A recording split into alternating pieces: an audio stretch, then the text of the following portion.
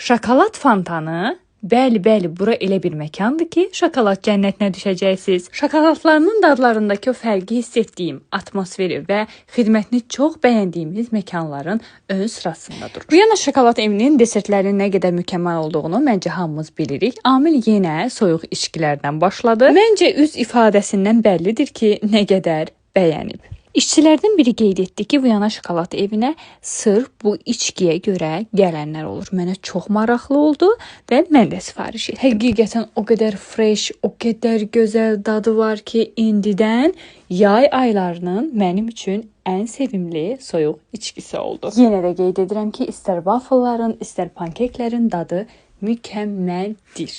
Və əlavə olaraq da onu da nəzərinizə çatdırım ki, Viyana şokolad evində artıq səhər yeməyi də mövcuddur. Yalnız bu yenilik hələ ki Targov filialına aiddir. Bu arada videonun önündə göstərdiyim mini şokoladlar var ki, onların da dadı çox fərqlidir. Onları da alıb evdə sınaya bilərsiniz. Hər kəsə nuş olsun.